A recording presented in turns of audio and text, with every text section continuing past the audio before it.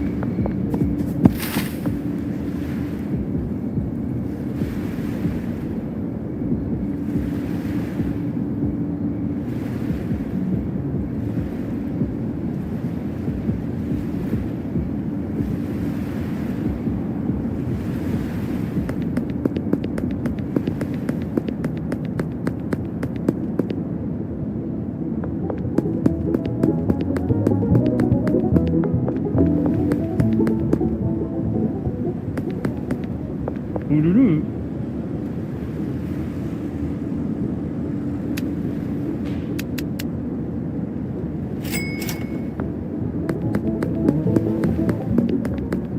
쑥.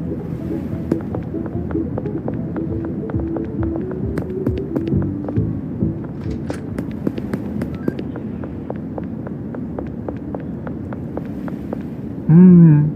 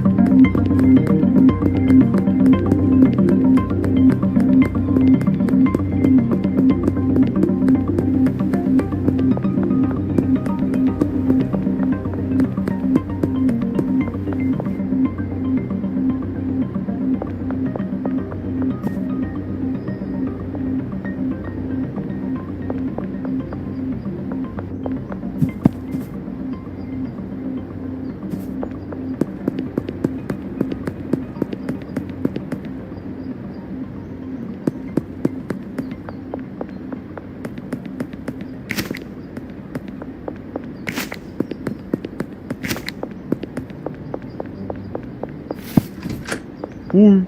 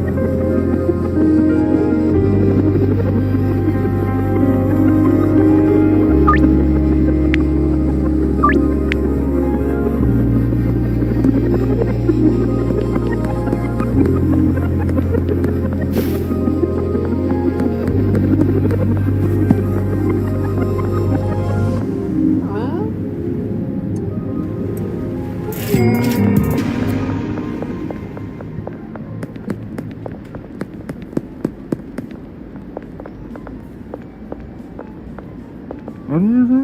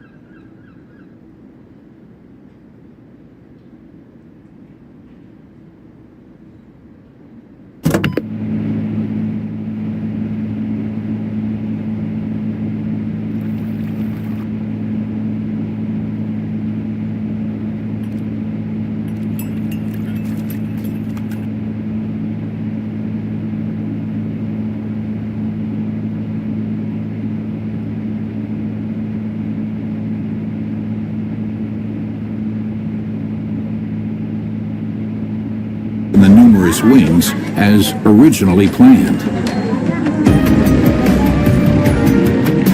Those who aren't lucky enough to get a bed sleep on the floor. There are, however, privileged PDLs who get a single bed: the elderly, the sick, and prisoners in management positions. Often there is not even enough space for personal belongings. They are stacked up in boxes, in the hallway, and under the beds.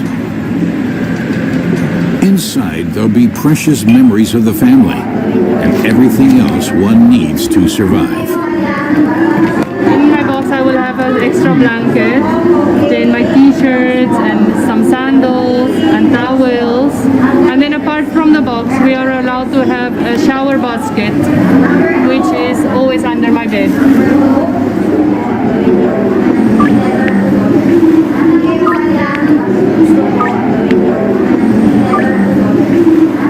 Everything has to fit in there. It's hard because if it doesn't fit, either you have to give it away or you have to find a way to push it inside. Outside, I'm used to having a very comfortable life. I have my own room, I have my storage area, a cupboard, a very big cupboard to have enough space. And then now it's like it's so limited, a very small box, only 50 liters is the maximum because the space is occupied because we have so many PDLs. We are about 124 only in this dorm.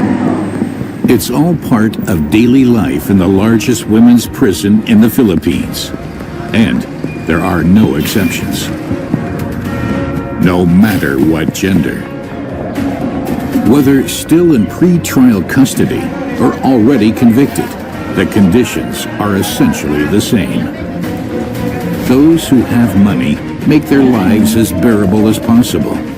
Those who don't have to fight for clean drinking water. Select PDLs often help by supporting the guards.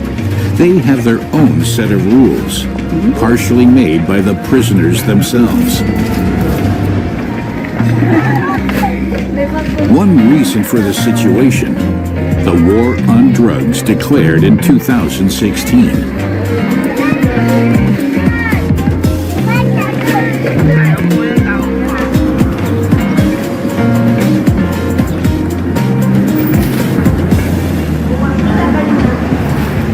The number of prisoners is growing, while their situation continues to deteriorate.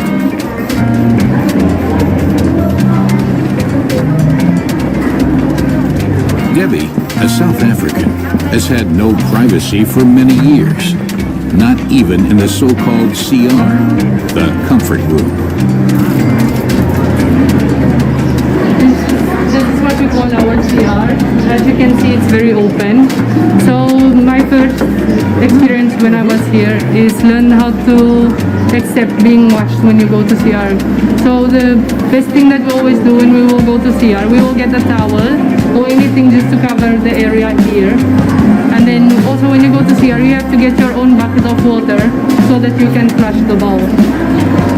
And then, yes, that's hard. Because for me, because I'm foreigner, I'm used to not going to CR in front of anyone. So that was my most difficult part also being here. They don't allow toilet paper. You actually have to use water and soap to wash. It's very, very hard. Because obvious for me as a foreigner, I'm used to tissue and then they tell me, no tissue, you use water. I'm like, I have to use my hand. For me, it felt so dirty because it's not normal. I only use my hand when I'm like showering. Don't tell me to use it for using for CR.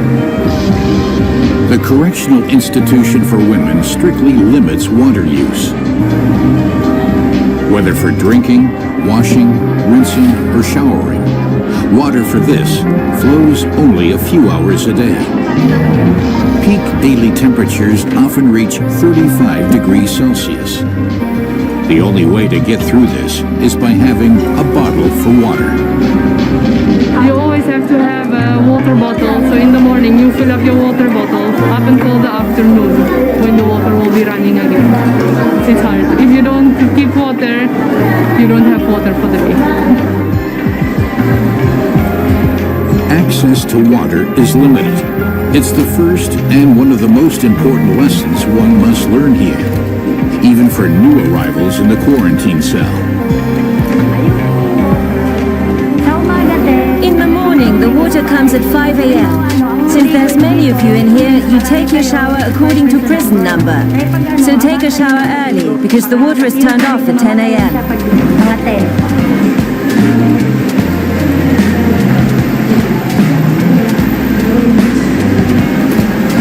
We need to clean up. Being dirty is forbidden. The women help each other with cleaning up. After all, it's for their own good. The garbage bin always has to have a lid, and the barrel should always have water inside it so that the toilet bowl will be clean. Be careful that the toilet bowl doesn't get clogged and stays clean. Without water to flush, the feces in the toilets make for an almost unbearable stench. The situation is especially extreme in quarantine.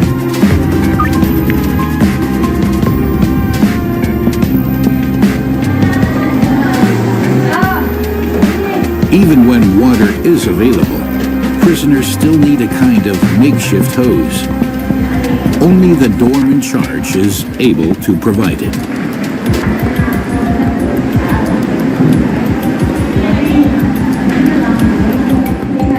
Without her help, it would not be possible to flush toilets and fill drinking water containers. And even that is not always a given.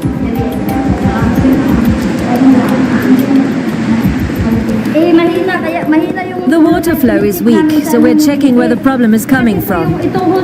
This hose has a lot of holes. A part of the hose must have gotten pinched somewhere outside. So I asked them to stop the water flow first and fix it before we attach the hose again. That's the problem of this hose. For many, water is simply a matter of course.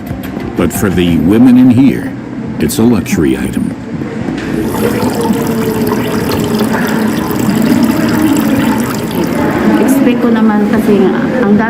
I expected that there would be a lot of us here, and especially because the number of prisoners always just keeps increasing.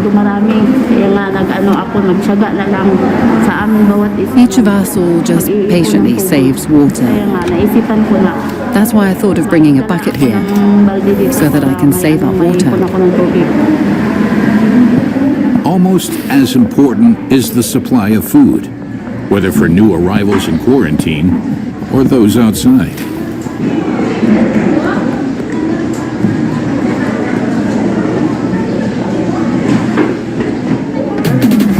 Prisoners prepare meals for everyone 3 times a day. For some, it is a chance to earn a few extra cents.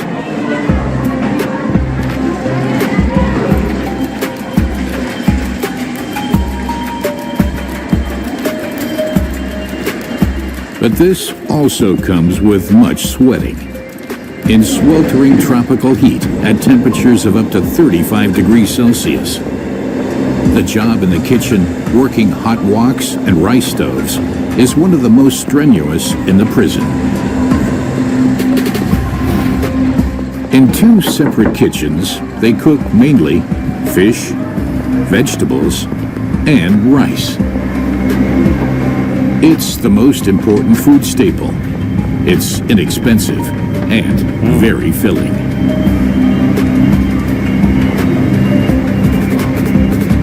There is no canteen or dining room.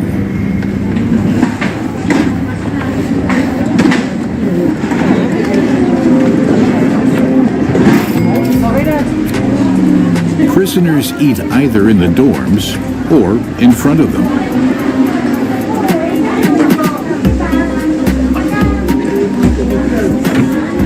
Only those who have a bit of money are able to add a bit more variety to mealtime. They buy extra foodstuffs in the numerous shops and cook it wherever there is room.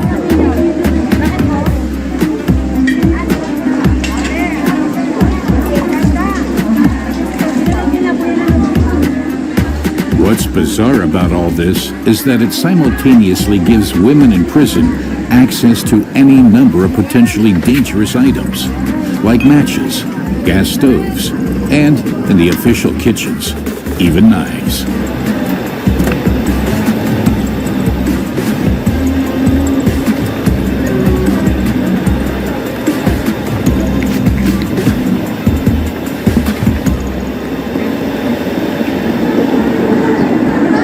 In the quarantine cell, stricter rules apply.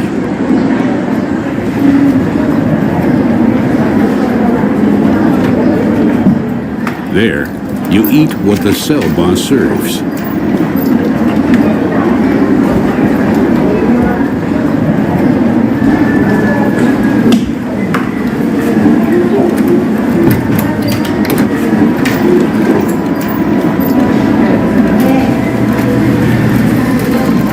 Packaged meals in plastic bags, 3 times a day, and precisely portioned. That will have to do.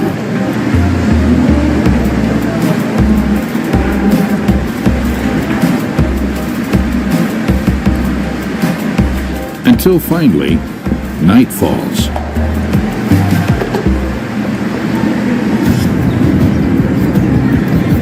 It's then that the most dangerous period of prison life begins. First, the guards ask everyone to group together. Then it's bedtime, time to file into the overcrowded sleeping quarters. It's a very delicate situation every day. Attacks on the guards or fights among prisoners. Everyone knows it can happen at any time. This is why male guards are allowed inside the walls at this time, to prevent the worst from happening. Finally, it's time to take a head count. 55, 57, 59, 60, 61, 62, 63, 64, 65. The final one for the day. After that, everyone ends up under lock and key until dawn.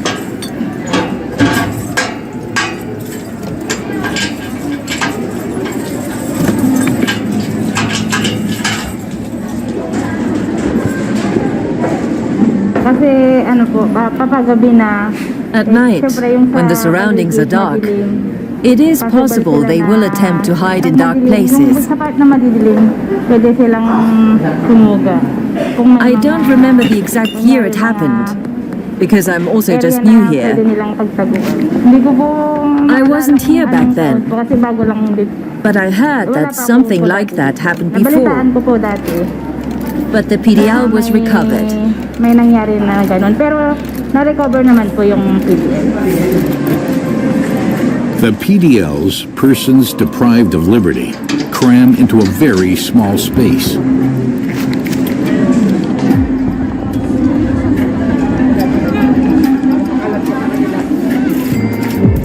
In the morning, it's time to count again and make sure that everyone has survived the night unscathed. Whether it's longtime prisoners or newcomers, like Rowena. Pinakamalala yung I miss my family namiss ko terribly. na lahat ang pamilya ko doon sa amin. I can't imagine staying here for 6 years. Masyado na yung matagalan yung 6 years. May But there's someone here from my hometown, in the Visayas region, so I'm not so scared anymore. Rowena still does not know exactly what awaits her. She arrived here a day ago.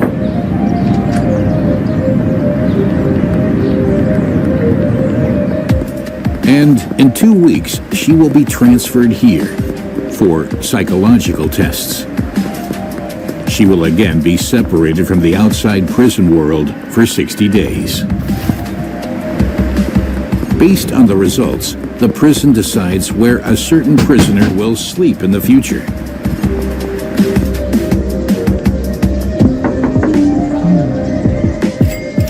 At the same time, PDLs must learn the rules of conduct that apply here at the Correctional Institution for Women. After more than 2 months of isolation, real life in the prison town begins in earnest, with numerous freedoms and constant tough controls. Every 2 to 4 weeks, a surprise search of the dorms takes place.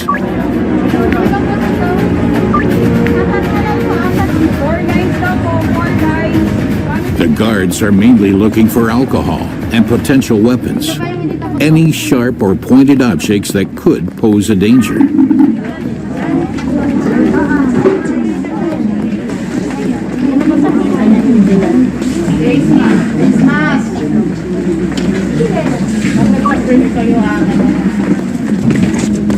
For this, men are again allowed in the women's prison.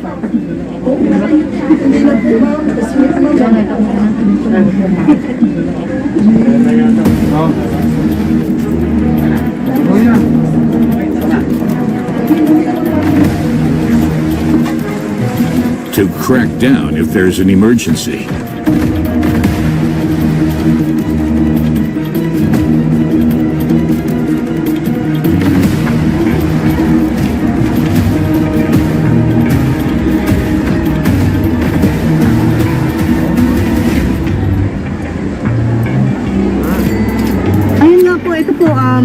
This is a sharp object. Sharp object siya.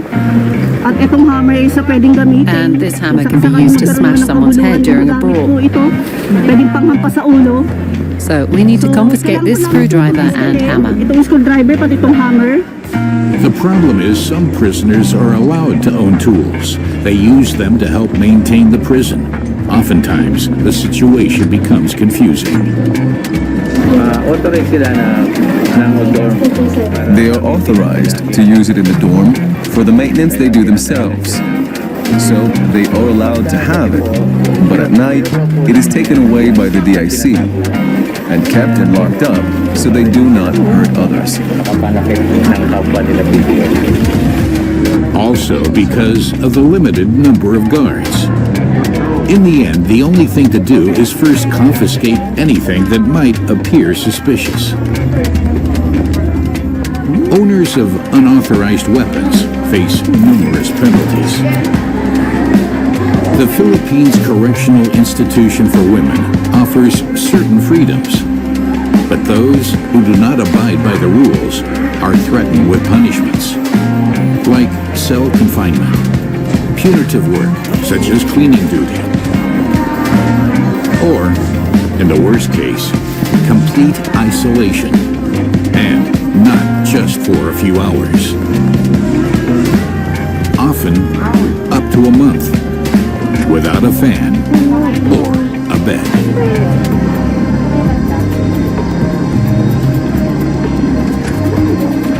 Those who have served time here once usually don't end up here a second time. In my 8 years imprisoned here, I have never hurt anyone.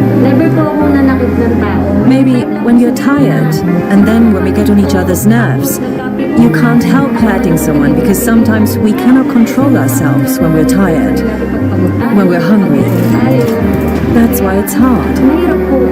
That's why sometimes if I'm in a bad mood, I just try to avoid situations like getting on each other's nerves and fighting.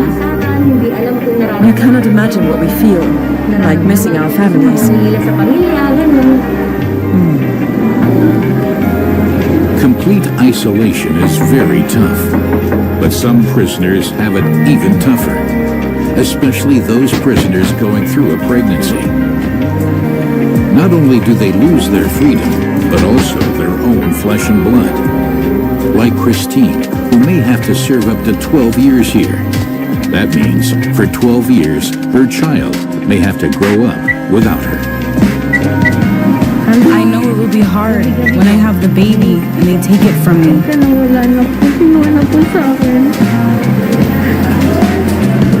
I think about it almost every night.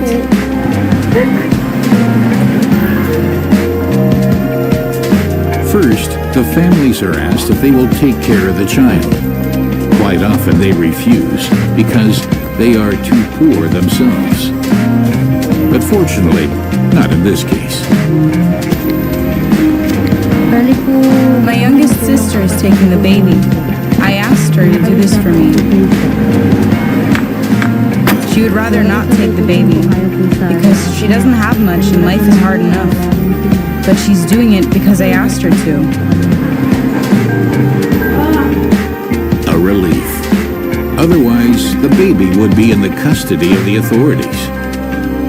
Until the time comes, fellow PDLs help take care of pregnant prisoners and support them where they can. It's not good that the baby will grow up here, especially the surrounding and the habitual mannerism of being a PDL. So the baby cannot see everything, only the orange and a PDL. So it's better the baby to reach out the family. If they want to get the baby at once from the hospital, it's better. But if not, the family is not yet capable, then what can I do? We let the baby stay here up to 6 months. 6 months in jail with a newborn baby. Unimaginable for many mothers. The prison does not provide baby food.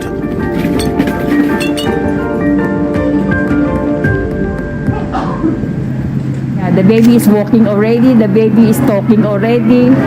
So, but when the time the baby is walking, talking, and say mama, it's very hard for the mother.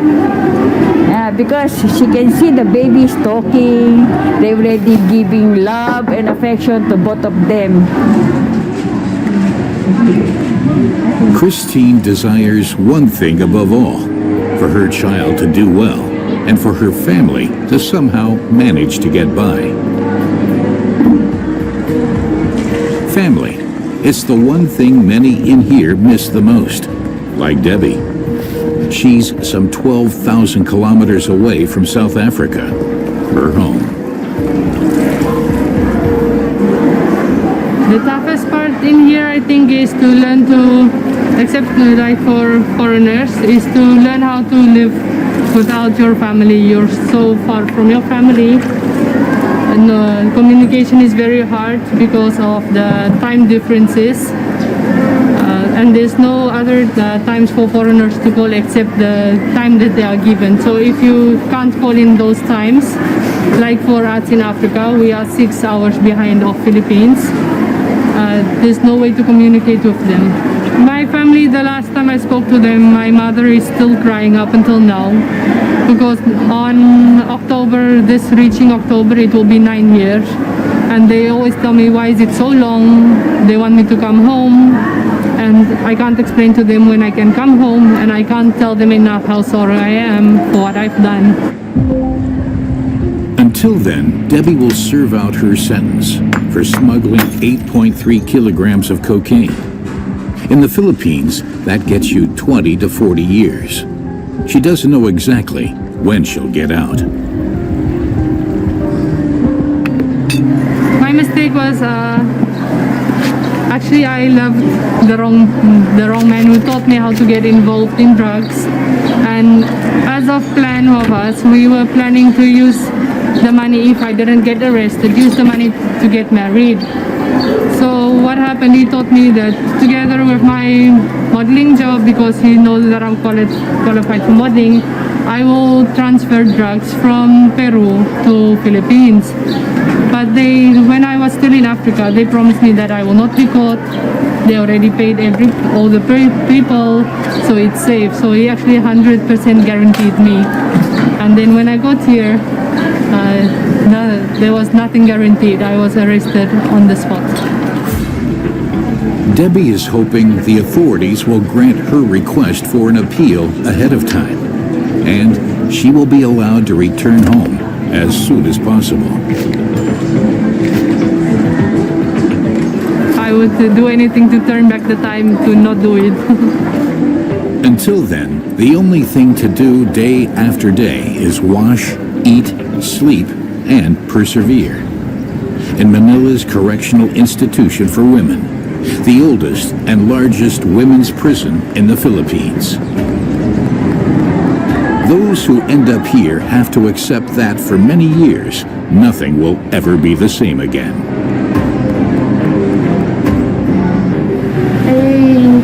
I'm just not used to my life being like this. Always in prison. I can't see my family Hindi ko anymore. na makapiling yung pamilya ko. 6 years is so long. Tagal yung 6 years. I can't be with my family. I miss all of them. Pamilya ko, miss na miss ko na silang lahat. They must come to terms with the fact that not only their own life will turn out differently than planned.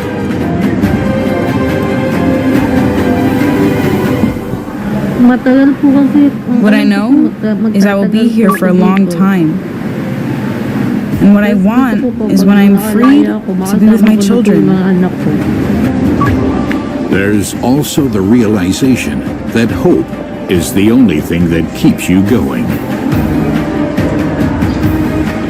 As my sentence is life, so the only thing I can actually do is keep on praying that God have mercy on me and that my appeal gets granted so that I can go home. Home. Released from one of the toughest women's prisons in the world. Packed in cramped quarters with more than 3,000 persons deprived of liberty. Everyone here is hoping for the same thing. To once again experience the taste of freedom.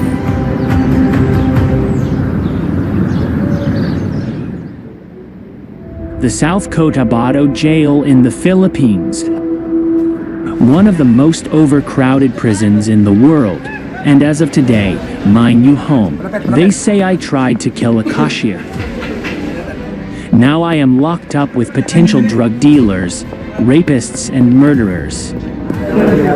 It weighs on me to be here. This is the first time I've been in a place like this terrible. The crazy thing is, everyone in here hasn't even been sentenced yet. Some of them have been waiting decades for their hearings. And the power in here is not with the guards, but rather the inmates. All I think about is how I'm going to get out of here. It's so hard. My name is Roni Lodumagwit, and these are my first days. Toughest prisons. Punished within this Muslim island state. For locals and tourists alike. Those caught by the police end up here, on the island of Mafushi. This is where the Mafushi Central Prison is located. A high-security prison, covering an area the size of 10 football pitches, and surrounded by 6-meter-high walls.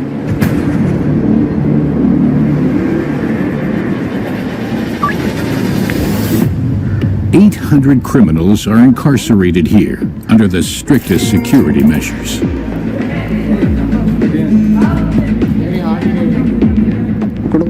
We have all kinds of criminals here. Child molesters, thieves. Courtyard exercise is a real luxury. Prisoners are virtually locked up around the clock. Spending the times with nothing to do is the most experience that can, yeah. To keep the prisoners under control, the guards use all-round surveillance and strict rules.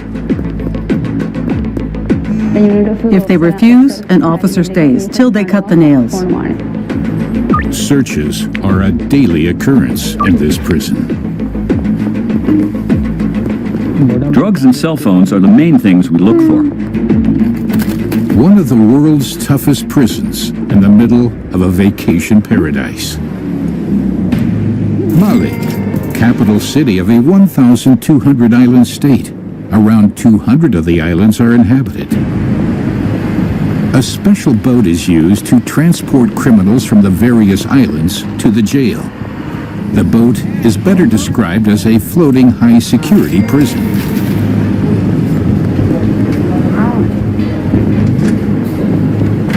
It transports new inmates to the prison island every week.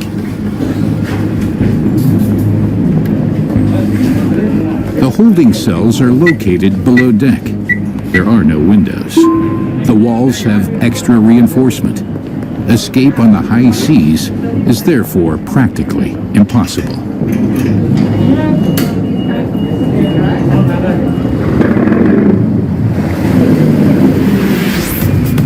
The journey takes them past vacation resorts and wonderful islands, with the prisoners languishing inside. This is just the beginning. The ship's destination is the Kafue Atoll in the southern part of the Maldives. The island of Mafushi, about 1 kilometer long and 300 meters wide, home to 3,500 people. A third of these work in the prison. The others are imprisoned inside it. The prison is located in the south, surrounded by the sea on 3 sides.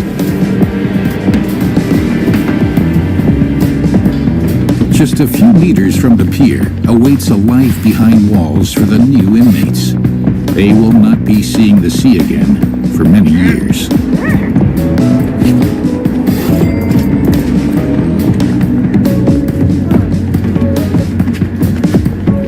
Before the newcomers are taken to their cells, the guards conduct thorough searches. The greatest threat, smuggled weapons.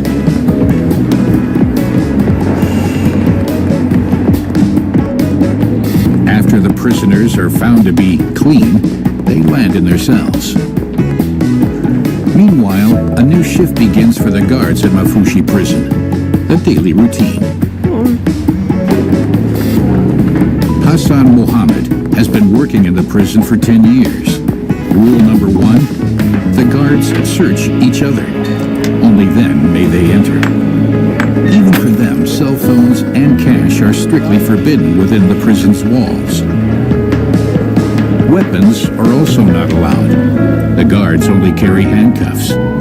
In theory, a de-escalation measure. In practice, however, the guards are at a disadvantage if things get serious.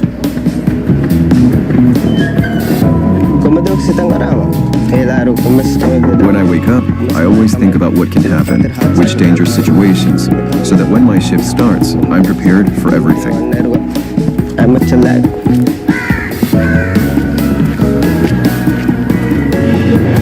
The prison comprises a total of 9 different units. The largest of these, Unit 9, a star-shaped building, houses prisoners with higher security level. Units 5 through 8, which surround it, are for inmates with lower security level, and those soon to be released. The women's wing is located at the other side of the prison. A workshop area is also available, where inmates with good behavior may be allowed to work.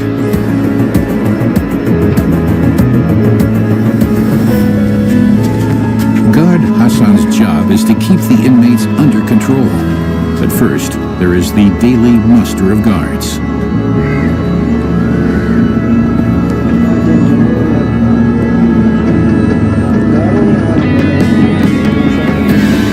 Before each shift, the guards take an oath to the state and their god. Islam is the Maldives' official religion. The muster call also includes a fingernail inspection. Long nails are frowned upon in Islam and are considered unhygienic. Only those who pass the inspection may start their shift.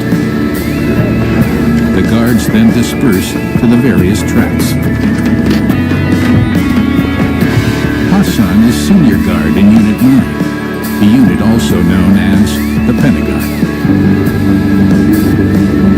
The building is designed for maximum surveillance and maximum separation of prisoners. Guards can access all 4 wings within seconds from the centrally located guard room. Each wing is also surrounded by a 5-meter high wall, meaning zero contact to the outside world. For Senior Guard Hassan, the morning inspection has begun. 300 men are serving sentences in Unit 9. Relative to its population, the Maldives has the 7th highest incarceration rate in the world. We have different criminals here. We have murderers, child molesters, thieves, but also those convicted of minor crimes in this unit.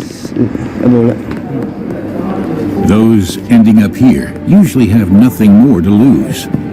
The Maldives has, among other things, one of the strictest drug laws in the world. Even possessing small amounts carries up to 15 years imprisonment. 2/3 of inmates in Unit 9 are serving time for drug offenses. I'm about to do a cell inspection. We always do it at the beginning of the shift. I'll check if all the inmates are there and if everything is okay. Each of the Pentagon's 4 wings is divided into 2 tracts, each with 10 cells.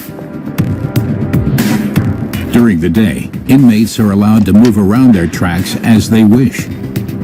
During the inspection, however, everybody must be in their cells. Inspections are carried out 5 times a day by the guards, with the inmates also being counted.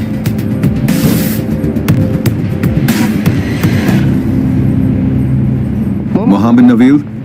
Shafil Haro? The inmates are held in shared cells. Up to 5 men share the sparse 20 square meter space.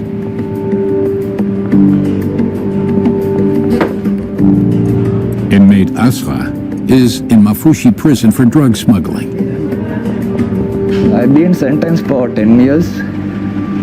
Now it's been past 5 years. 6 years is going on now. Asra has been living in this cell for 5.5 years. To make room during the day, the men move their beds to the side. Each cell has a bathroom of sorts, extremely sparsely equipped.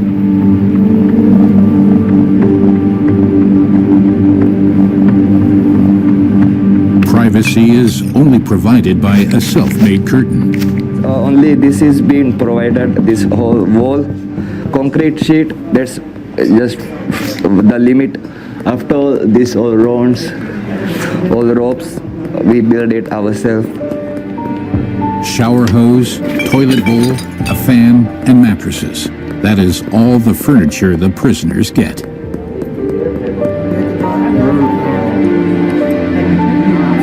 The view from the window ends depressingly at a wall that surrounds the entire building and blocks any view to the outside world.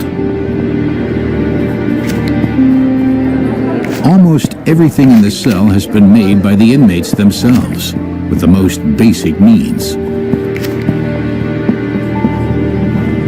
These are clothes. We paste this rice, cumin rice, eating rice. We scratch them and uses it as glue.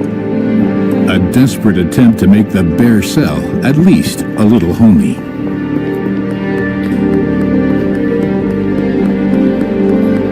Clothing, hygiene products, books, and food.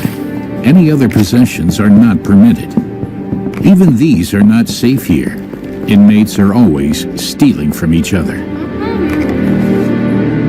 Every people allowed to get into the other cells from morning 7 to night 9 o'clock.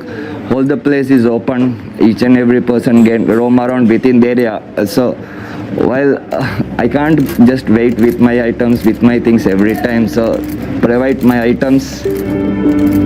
Contact with the outside world is rare. Visits are allowed, but for many family members, traveling to the island is too expensive. Mostly missing is the freedom to I get the information what's happening within the country. We don't know nothing much. We don't know nothing about what's happening outside. What we can only see here is television that's been provided from the government. We can only see that. The Maldives are only on rank 79 of 178 in the ranking of press freedom, but TV is the only distraction. Having too much time with nothing to do, that's the most worst thing that I can experience here. Some people get the chances to have experienced the outside some jobs and they get pay also, but not all the people here get that chance. Jobs for inmates are scarce, the conditions strict. If, like Azra, you don't have a job, you have no choice but to kill time in your cell. Meanwhile, Senior Guard Hassan uses the morning inspection to gain an overview of the situation, and therefore to keep the place under control.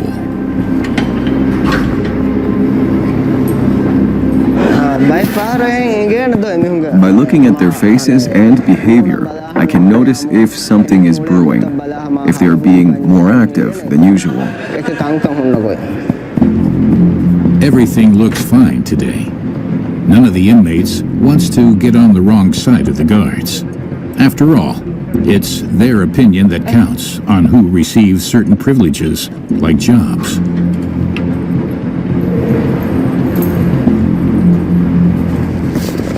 All inmates present. And ensure that none of the inmates escape. Even if one of them manages to escape from the cell tracks, 6-meter-high outer walls then awaits them. And that's not all. The island measures less than a half a square kilometer. There are few opportunities to hide here. The only way to escape is by boat or seaplane. It's 4 kilometers to the next inhabited island. Too far to swim. The main island of Male is almost 30 kilometers away, and there are no places there to hide either. The island measures just 6 square kilometers. Escaped prisoners have managed to evade capture only once. Whether they actually made it or drowned while escaping, no one knows.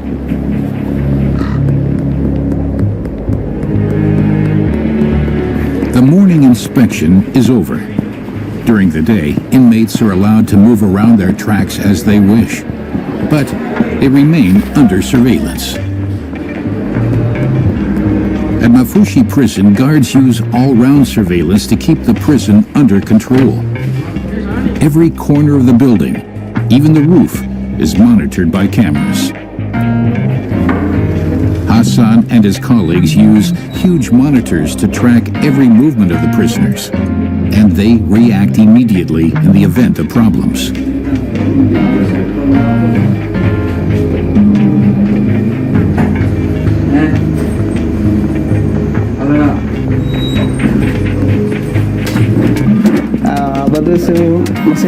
We quickly caught the last person who tried to escape. The islands are so small, it's easy to find them again. It's not only the Pentagon that is well monitored. There are a total of over 300 cameras around the prison grounds. Behind an inconspicuous door is the heart of the surveillance system. 2 guards scan camera transmissions here around the clock. To maintain maximum concentration, they swap every 3 hours, just like in an airport tower.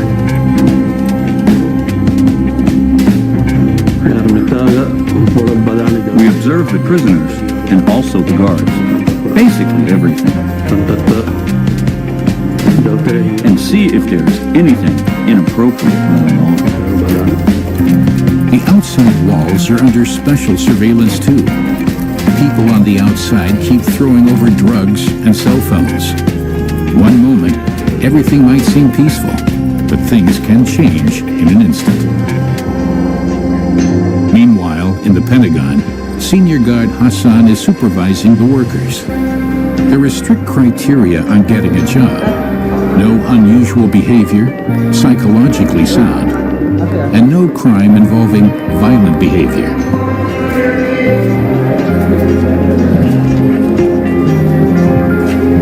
Jobs are also subject to maximum security measures. Before inmates are allowed to enter the workshops, they are searched twice. They must have absolutely nothing on their person. Too great is the risk of them smuggling things in or out, which they can then use to trade or threaten other inmates, and more. The prison's own plant nursery, The plants are sold on the island. There's also a carpentry workshop. The inmates even handle dangerous tools there, always under close supervision, of course. One of the workers is 35-year-old Samia, sentenced for drug smuggling to life in prison. In the Maldives, life means 25 years. It is great to work here. I love to study and learn new things, so I am happy. Though there are certain difficulties we face at times. We try to resolve it together with the duty officers. Samir has been incarcerated here for 2 years. Thanks to good behavior, he's been allowed to work here for 8 months. An absolute privilege for him.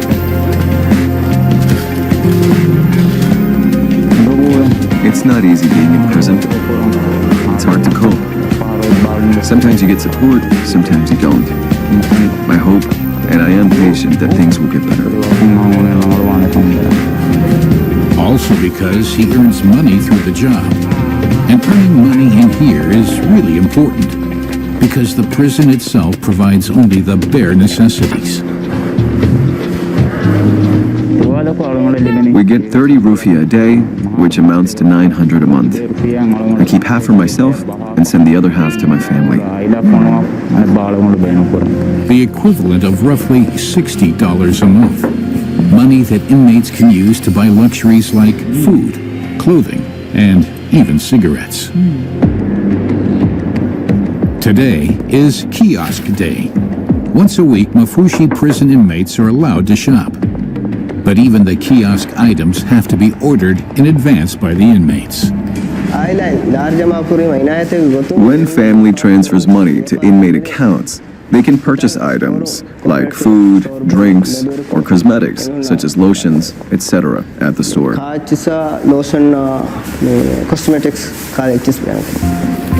It is the highlight of the week for the inmates, at least for those who have money, in one of the toughest prisons in the world. Occasionally, there is trouble. For example, when things are not available. A pack of cookies costs the equivalent of $1, and a pack of cigarettes costs $6.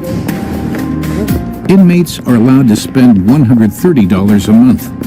More than that is not permitted. This is the prison's way of preventing trading among inmates. Trading creates hierarchies, which soon end in violence. Meanwhile, at the other end of the prison, lunch is being prepared for the 800 inmates. This is not a job for the prisoners themselves. The fear of weapons and drugs being smuggled into the prison is too great. There are 3 meals and 2 snacks a day, prepared according to the principle of cheap as possible. Food is generally expensive in the Maldives. Everything must be imported. The prison spends the equivalent of just $4.80 per day per inmate. Guards then deliver the food to the different tracts.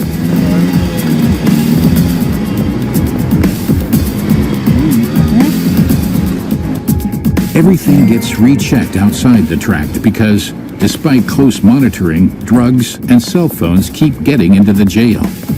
Concealed within the food is one possibility.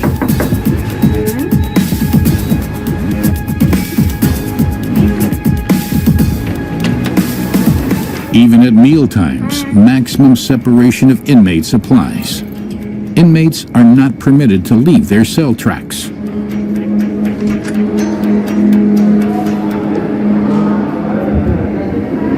Each block has a mess room. Hygiene standards are the same in all of them. Inmates like Azra don't have much choice. Either they eat here or segregated in their cells. Either way, the choice is minimal. Fridays and Monday. At afternoon we'll be having chicken, then others potato curry, fish curry. Asra takes only some rice, even though he is hungry. The food's not good, the taste. That's why we gather, with our items we make our own dishes sometimes, and we have for our meals. Asra is one of the lucky ones who receives money from his family. Purchase canned tuna, pure luxury in this jail. That's like 22 rupiah. Equivalent to $1.50. A lot of money behind bars. The can then has to last several days.